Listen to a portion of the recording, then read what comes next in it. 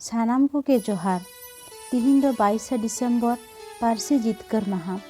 ओना बारे तेगे इन आपे सामांग रे मिद बार कथा लई सदरेदा। तिहिन दिन दो आदि गौरवाना दिन कना। 22 डिसेम्बर 2003 साल रेना तिहिन दिन रेगे सान्ताली पारसी दो भारत रेना संविधान रे इराना थक से अष्टम तफसिली रे सेलेद लेन ताबोना। मेनखान अष्टम तफसिली रे सेलेद लागिद ते जहाय को लड़ाई अकादा उनको दो आटी दुख हारकेत साहा होय लेन ताकोआ। सान्तार कोआ दो आदि सेदाय खन गे रड़ दो ताहे कान ताकोआ। मेनखान नोआ पारसी रेना तो ओका ऑल हो बांग ताहे कना। सान्तारी पारसी ते ऑल पढ़ाव हो बांग ताहे कना। मिशनरी कोगे आबो सान्तार कोआ साहेब को ऑल रकाब लेदा। सान्तार को मुद्रे जतोखन पोयलो दो माछी रामदास टुडू ऑल बेले एतहब लेदा। उन अक्तो सान्तार कोआ अपनारा ऑल आखर बांग ताहे कानते माझी रामदास टुडुआ खेरवाल वंशो धरम पुथी दो बांगला आखर तेगे छापा सदर लेना। साधु रामचांद मुर्मुई बुझाव तियोग लेदा जानाम पारसीते सेचेद छाड़ा काते दो मिटांग जातिया सानाम दिक उतनो राकाब संभव बांग कना। ओना खातिर ते जानाम पारसीते सेचेद लगिते मौज दांदेर आग लिपि बेनाव लेदा 1923 साल रे। मेनखान ओना लिपि दो कावडी आनाट नेल लेन खातिर ते आदि हर कोठेन गे बांग सेटेल लेना। ओनाते नोआ लिपि दो हापी एना। आरहों 1925 साल रे पंडित रघुनाथ मुर्मू सान्तारी पारसीते ऑल बेल लगिद ऑल आखरे बेनाव केदा। ओना आखर रेना ᱧᱩᱛᱩᱢ दो ऑल चिकी। पंडित रघुनाथ मुर्मू गोमके जखन उड़िया मीडियम स्कूल रेको भर्ती केदेया उन उनी उड़िया पारसीते पढ़ा रे आदि एटकेटोड़े बुझाव लेदा। ओनाते मने होय लेन ताया अपनारा पारसी सान्तारी तेहों मिटांग आखर ताहे लेन खान ओनाते ऑल पढ़ाव कोआ। ओना हिदी मने रे जानाम लेन ताय खनगे अपनार पारसी ऑल चिकी तैयार लगिद ए कुरुमुटु लेदा। ओना लेकाते सान्तार हर कोआ अपनार चिकी ऑल चिकी तैयार लेदा। मेनखान आदि गे आनाट एटकेटोड़े तालाते आबो सान्तारी पारसी दो संविधान रे सेलेद आकाना। आबो पश्चिम बांगला पनत सरकार दो सान्तारी पारसी पश्चिम बांगला रे 1979 साल रे स्वीकृति एमाद ताहे कना।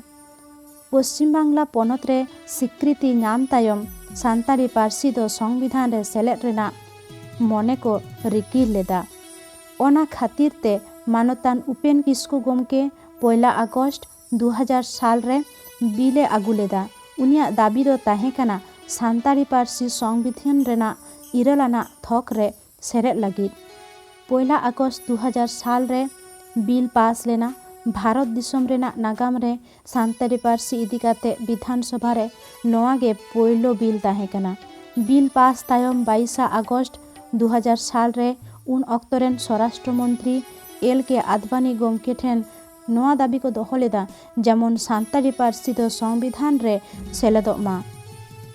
संविधान रे इरालाना थक रे सेलेद लगिद ते वासुदेव आचार्य लोकसभा रे पोयलो आरदासे दोहो लेदा।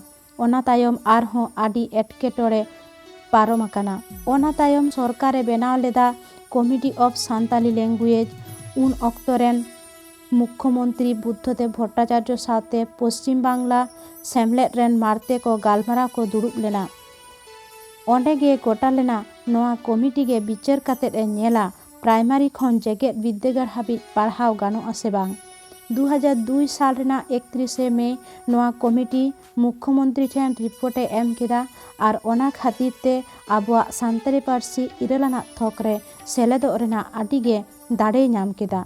2003 साल रेना 24 सेप्टेम्बर कोलकाता रे सान्तारी पारसी संविधान रे सेलेद लगिद मिटांग मिछिल को ओडोक लेना। ओना मिछिल रे उन अक्तरेन मिटांग विचारपति आटक लेनाय। ओना खातिर ते कोलकाता रे मीटिंग मिछिल बंधो लगिद मिटांग नियम को जारी लेदा। उन अक्तो प्रेस कॉन्फ्रेंस तालाते सेमलेद पाहटा खन बाडाय अचो होयेना विचारपति आटके रेना उद्देश्य दो बांग ताहे कना। उनकुआ उद्देश्य दो ताहे कना सान्तारी पारसी इरालाना थक रे सेलेद लगिद। 11 डिसेम्बर फ्लैक्स दारायते संसद रेन चेयरमैन वासुदेव आचार्य को बाडाय हचो केदेया 2 मोड़े गोटांग पारसी इरालाना थक रे सेलेद लगिद तेको दाबी एकादा। ᱚᱱᱟ ᱠᱚ ᱢᱩᱫᱽᱨᱮ ᱟᱵᱚ ᱥᱟᱱᱛᱟᱲᱤ ᱯᱟᱹᱨᱥᱤ ᱦᱚᱸ ᱢᱤᱫᱴᱟᱝ ᱛᱟᱦᱮᱸ ᱠᱟᱱᱟ। ᱥᱴᱮᱱᱰᱤᱝ ᱠᱚᱢᱤᱴᱤ ᱚᱱ ᱦᱳᱢ ᱮᱯᱷᱮᱭᱟर्स ᱠᱷᱚᱱ ᱨᱟᱭ ᱠᱚ ᱮᱢᱟᱜ ᱛᱟᱦᱮᱸ ᱠᱟᱱᱟ ᱥᱟᱱᱛᱟᱲᱤ ᱯᱟᱹᱨᱥᱤ ᱫᱚ हिंदी चातम उमुल रेना पार्सी कना। सानताली पार्सी सेलेद लेनखान हिंदी पार्सी रेना मान कमोआ। बोरो पार्सी लागिद तो सरकार लाहाते ठीक आकाद ताहें कना। ओनाते ओना पार्सी दको सेलेदा।